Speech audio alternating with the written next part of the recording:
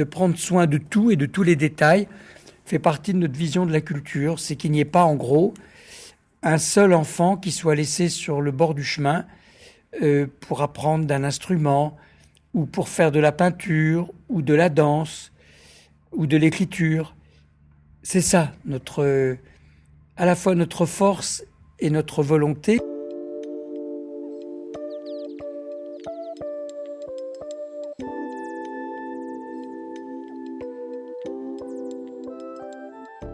Bonjour, ici Victorien, bienvenue dans ce nouvel épisode des podcasts de Paris en commun dans lequel nous allons discuter de la culture dans la capitale.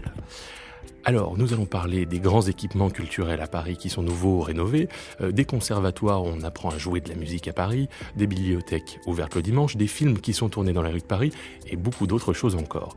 Je reçois pour ce faire Christophe Girard, adjoint à la maire de Paris, en charge de la culture. Bonjour. Bonjour Victorien. Alors tout d'abord, est-ce que vous pouvez nous parler des grands principes de la politique culturelle de la ville de Paris ? Quels seraient-ils ?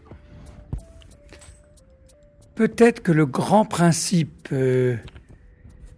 sorte de colonne vertébrale, c'est le fait de ne laisser aucun territoire oublié. Et la maire avait eu, Anne Hidalgo, une intuition très forte qui pouvait paraître anecdotique au début.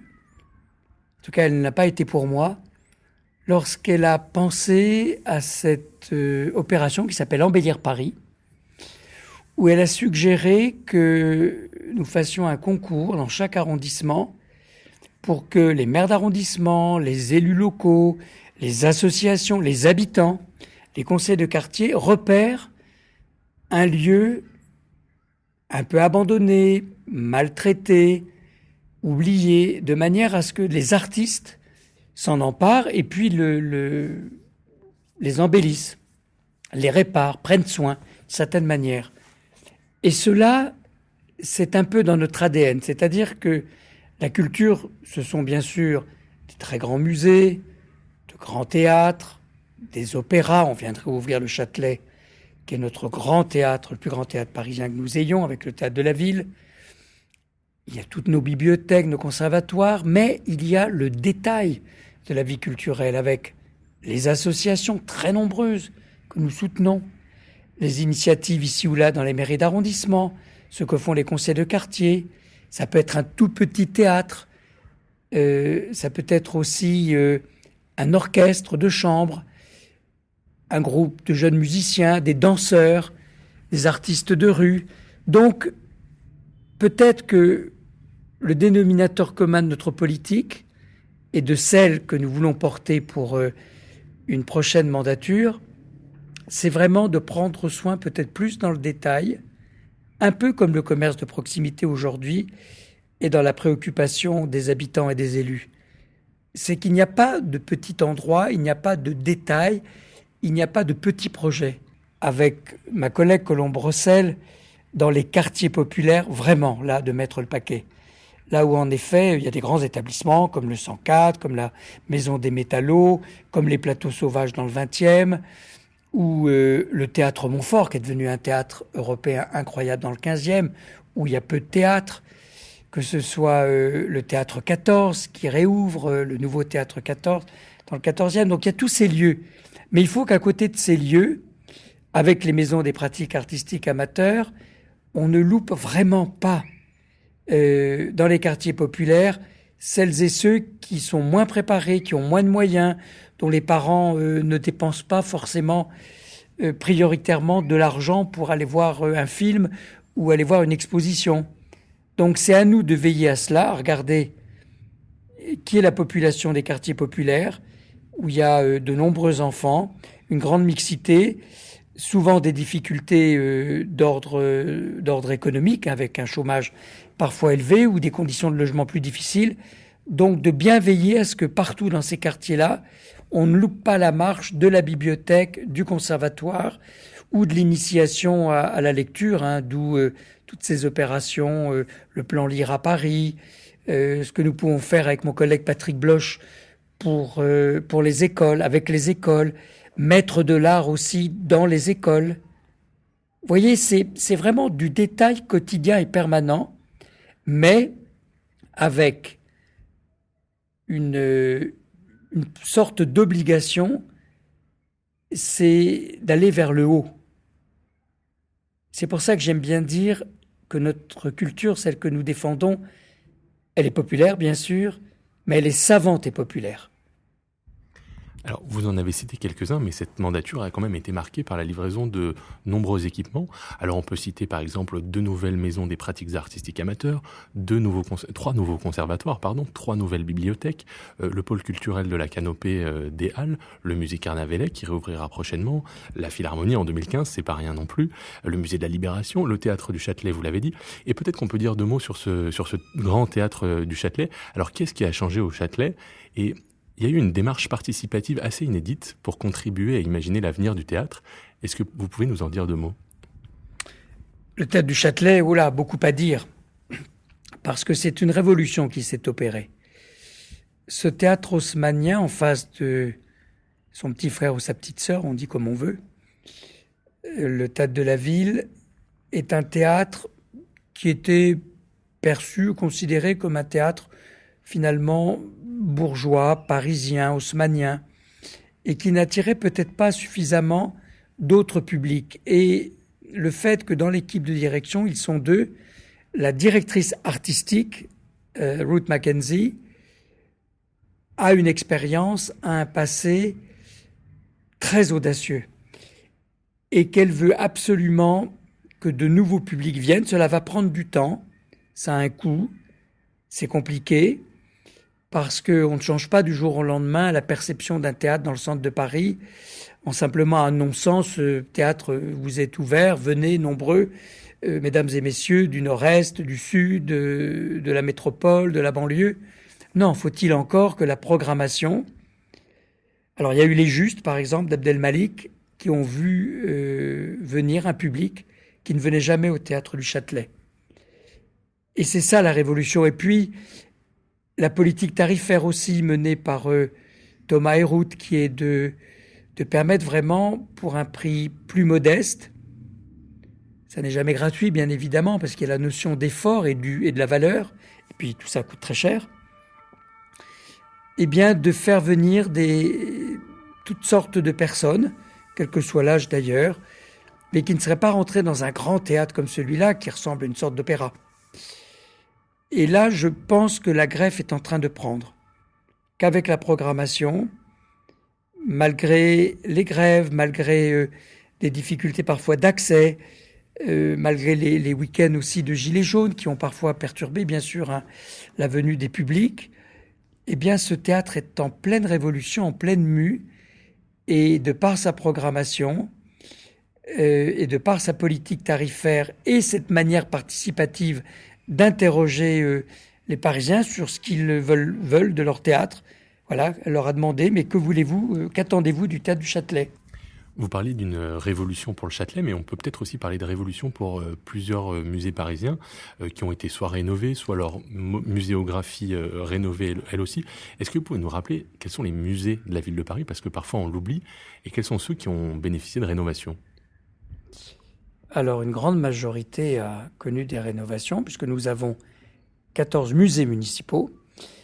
Le premier d'entre eux, en termes de fréquentation, c'est le Petit Palais, qui lui avait été restauré dans une précédente mandature, mais qui a vu également un réaménagement de son jardin intérieur, avec l'arrivée de l'œuvre de Kunz à l'extérieur, côté arrière du Petit Palais. Donc là aussi, quand même, un investissement et une attention portée autour du Petit Palais. Le musée d'art moderne a vu une nouvelle tranche de travaux et il vient de réouvrir avec des salles totalement rénovées et splendides. Vous avez également le musée Bourdelle qui a connu des travaux qui va en connaître de nouveaux. Le musée Carnavalet, on en a parlé. Le musée de la vie romantique.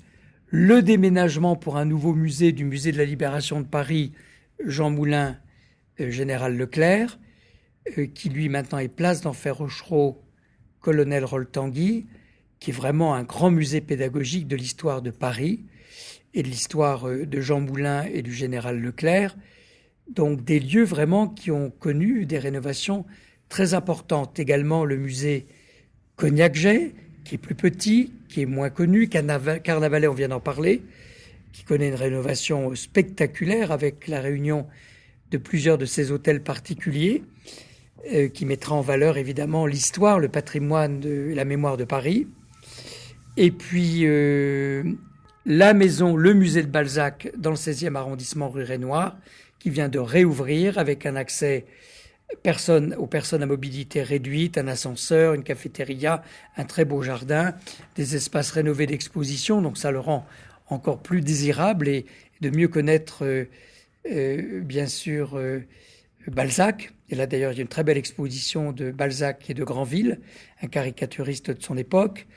Vous avez, on le disait également, le musée Galliera, notre grand musée de la mode et des arts, du costume et du vêtement, entièrement rénové, qui va réouvrir avec une très belle salle Chanel. Et puis, alors, 2 endroits Victor Hugo. Nous avons, avec Anne Hidalgo, inauguré la réouverture de la maison de Victor Hugo à Guernesey, et puis les travaux en cours qui vont permettre un agrandissement de la maison de Victor Hugo, place des Vosges, dans le 4e arrondissement. Donc on va avoir des week-ends chargés pendant très longtemps pour aller visiter tout ça. Des week-ends, des soirées, des jours de la semaine, sachant que le lundi, les musées municipaux sont fermés, mais les autres jours, ils sont ouverts.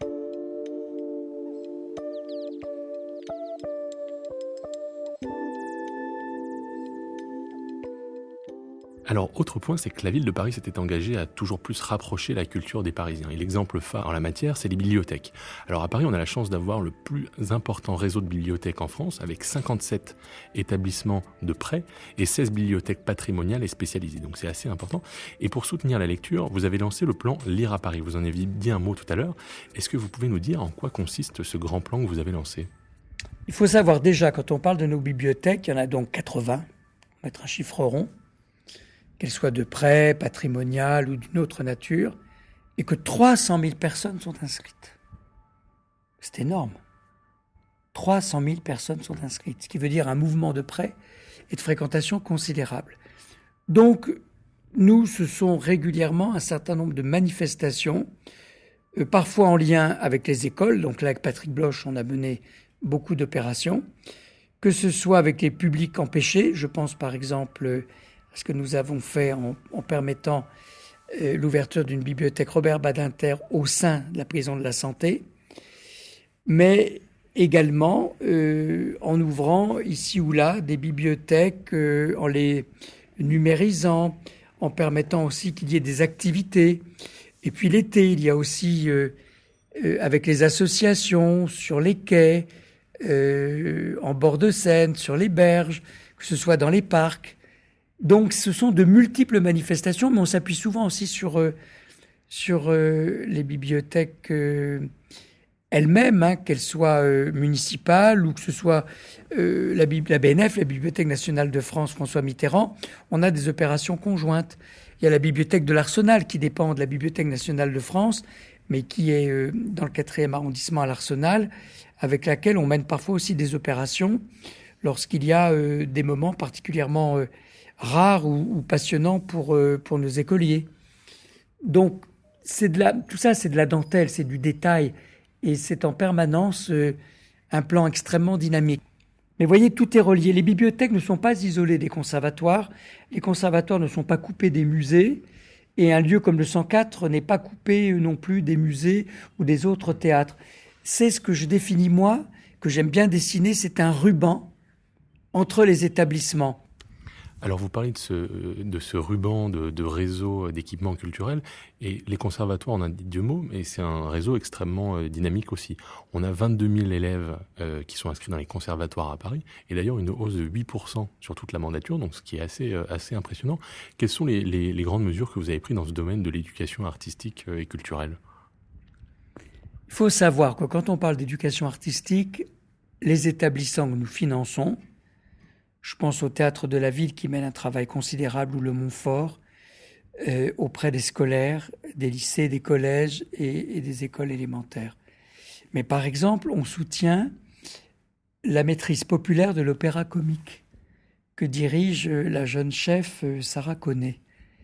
Là aussi, c'est un travail auprès de scolaires qui n'étaient pas forcément enclins ou préparés de par leur famille ou leur environnement à apprendre à chanter ou à jouer d'un instrument ou faire du théâtre.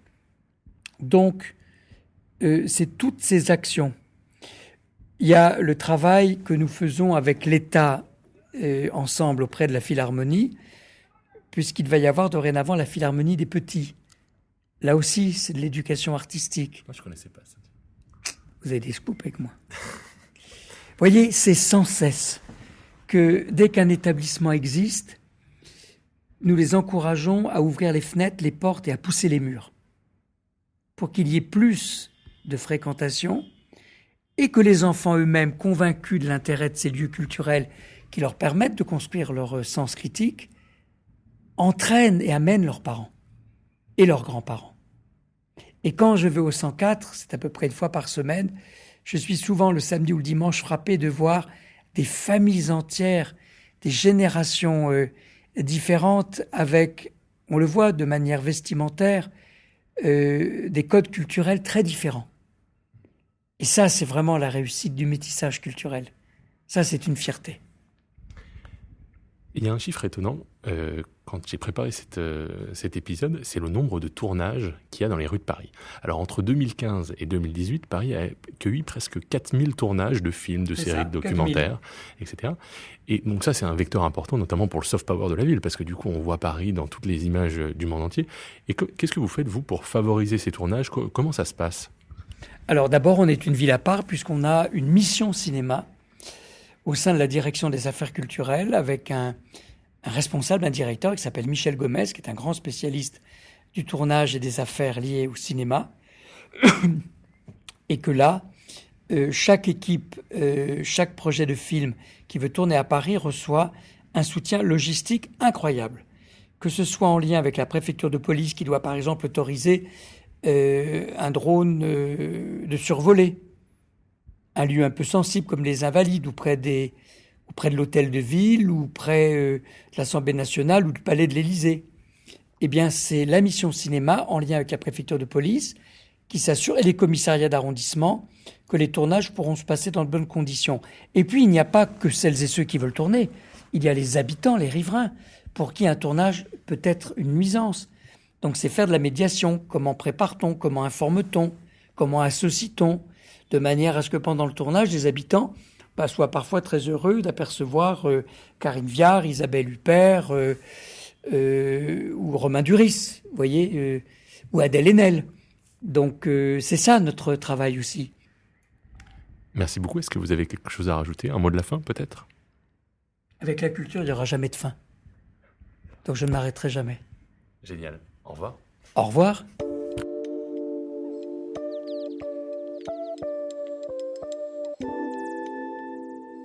Merci de nous avoir suivis. N'hésitez pas à partager cet épisode sur les réseaux sociaux et dans votre entourage, mais surtout, abonnez-vous au podcast de Paris en commun sur votre plateforme préférée, Apple Podcast, Deezer, Spotify, SoundCloud, Google Podcast ou Magellan, en tapant Paris en commun dans votre barre de recherche. À bientôt!